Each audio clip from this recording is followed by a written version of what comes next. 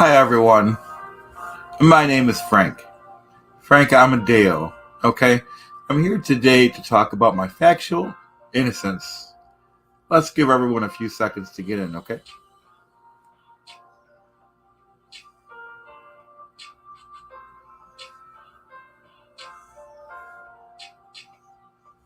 So how's everyone doing today, okay? Now, I don't want to start too soon, folks, because I don't want to have to repeat myself, but hey, Grand Theft, thanks for joining us today. My name is Frank Amodeo. I am here to talk about my factual innocence, folks. And yep, back in Clearwater, Buffalo, Grand Theft. How you doing, Grand Theft? That was a lot of fun out there in Clearwater, and we got to do a lot of stuff out there. But we're back to business now. Okay, like I said, my name is Frank Amodeo. I am a federal felon and a federal prisoner. I am actually innocent of any and all crimes that I am being punished for. Okay, folks. Now, 11 years ago, I was convicted. I was convicted in a Florida court where I was not given constitution constitutionally provided unconflicted counsel. Okay. Now, my attorney was. Let's take a little break because this is hard to say, folks. But my attorney, folks, he was given $1 million, and if he would have had to give it back, folks, if I didn't plead guilty. Okay, so that's not very fair, folks. And anyone that knows the law knows that that's not fair. And anyways, besides that point, folks. Now in 2006, this company AEM, acquired by Presidian, we acquired the company, folks, and they were required to pay $180 million in payroll taxes. I had nothing to do with that, folks. I got this problem. It's not like I started this stuff, folks. I got this when it was a problem, and I was just trying to clean it up, folks. So the IRS knew this, folks. Okay, the IRS knew what the plan was. They made agreements with me, and the government went ahead and drugged me and threw me in jail, folks. I don't think it's right. You know what I mean, folks? And as I stated, folks, Presidian was a publicly traded company. All I did was I took the cash and I took the shares, and we're trying to turn it around, folks. We were making our agreed upon payments with the IRS. All right.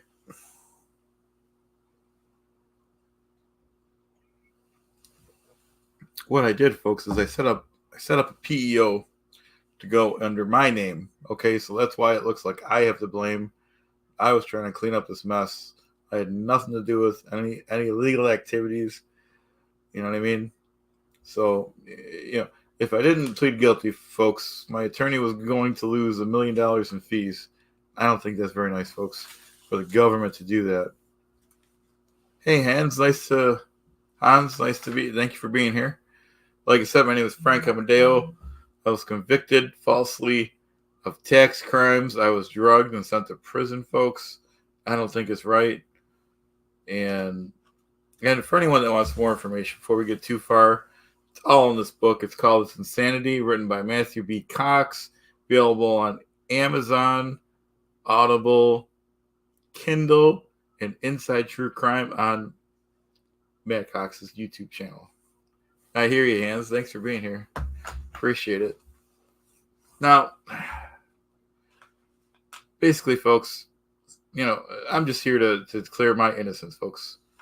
And I will come on here every day until I am proven innocent in a court of law. Okay. Now, like I said, folks, we were making our agreed upon payments.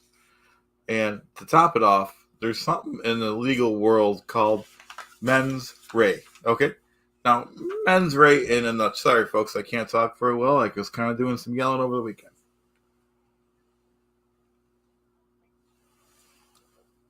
Just got back into town, folks. Now, here we have something called mens rea. Let me get my notes out, folks. My paperwork for mens rea. Now, mens rea, here it is, folks. Mens rea means guilty mind. Now, I don't have a guilty mind, folks. I didn't have a guilty mind back then. I've never even had a guilty thought, okay? So that's mens rea, guilty mind. Now, we have actus reus, folks. Does anyone know what actus reus means? It means guilty act, folks. I've never done a guilty act in my life. I've never had even a guilty thought, folks, okay? So, with that being said, like I said, my name is Frank Amodeo, okay?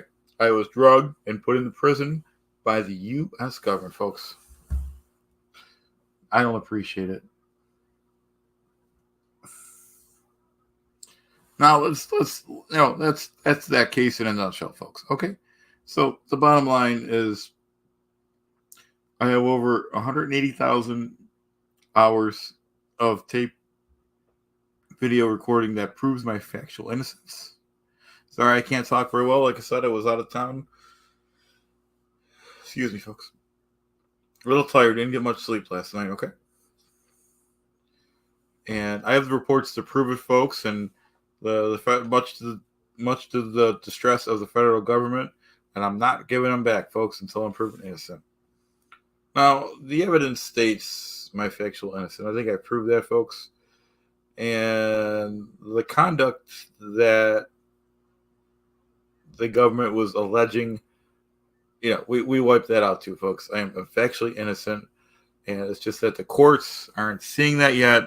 We have to have some laws changed in the in the U.S. here, okay, and it's all in the works, folks. Like I said, so, and like I said, the IRS was fully aware of any and all activity. We were making our agreed upon payments, folks, and that's why I'm factually innocent, folks. Okay. Now, we talked about mens rea. We talked about my factual innocence. This is not going to be a long live, folks. All right, because I got a lot of stuff on my docket. All right, but like I said, if anyone considering it, more information on my case. Mr. Matt Cox wrote this beautiful book. It's called "It's Insanity," written by Mr. Matthew B. Cox. It explains everything A to Z in a nutshell. You can get it on Amazon, Audible, Kindle, Inside True Crime, folks. Now, I want to talk something else now. I want to talk to you guys, and I want you to listen. In 2006, my team was in the Congo, okay? We were on a peacekeeping mission, folks, okay? We were trying to keep the peace in the Congo and rebuild the Congo. And right now, well, let's back up, folks. Let's back up. We could, okay? Not right now in the Congo, okay? And even back then, there's a rich class and a poor class. There's no middle class, okay? I was trying to change that, folks. If people would have minded their own business, got their noses out of my business and my associates' business, we could have made a middle class an upper middle class, folks, for the Congo, okay? They have natural resources, okay, that no one's extracting, all right? They're not being done safely. And that's a problem, folks, because we need those natural resources. They serve no one right now, okay? They're in the ground. If we can get them out of the ground, all right, we need those natural resources. We need the lithium, okay? We need we need a lot of stuff, folks. And let's take a 10-second break, folks.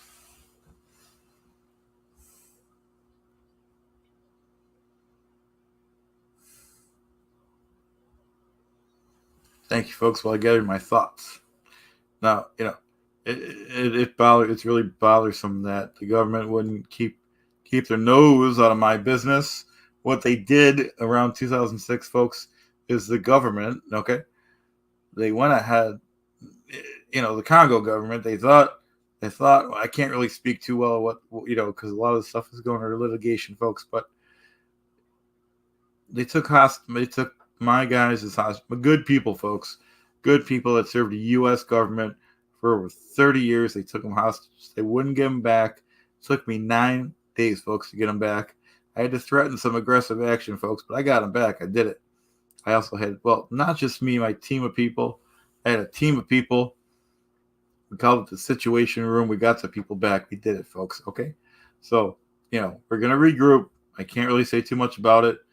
And like I said, folks, I was factually innocent of anything that happened in the Congo. We're on a peacekeeping mission. It's all in this book. It's insanity. It's available, folks. Amazon, Audible, Kindle, and Inside True Crime. Matt Cox wrote this book, folks.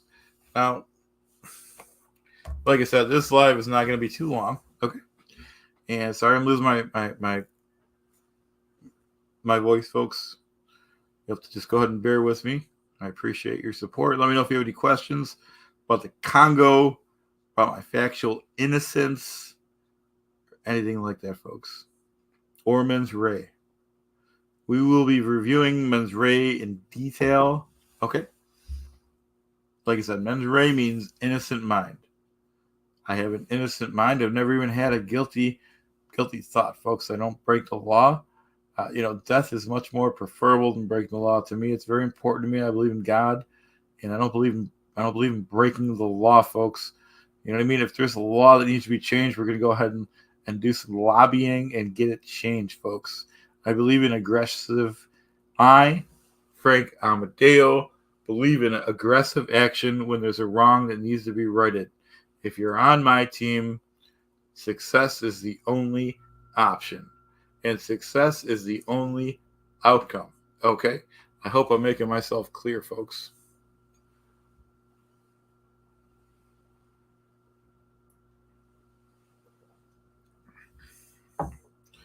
I also have information on my case and on my files. You can look it up if you have the time, folks. You go to Nexus and Lexus. It's all there for you to review. All the old case files and case studies is on Nexus and Lexus. If you have the time to look it up, we'll go into further detail about that. If anyone has any hesitation about that, if anyone has any hesitation about mens rea, if anyone has any hesitation about my factual innocence, we're not going to hesitate to do a 10-hour or a 50-hour live, folks, because this is crucial to the future stability of the world, folks. All right? We need to make aggressive action. We need to take aggressive action. You let me know if you have any questions for me, Frank Amodeo.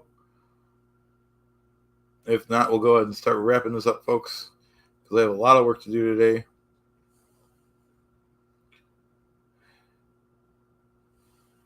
We'll take another 10-second break while we all gather our thoughts, folks.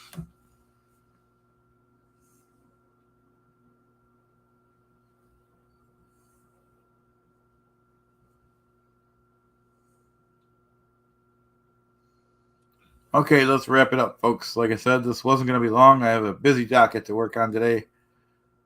All right, so we talked about my factual innocence. We talked about my factual innocence in the tax case. We talked about my factual innocence in the Congo. Okay. And we talked about my innocent mind was mens rea, folks.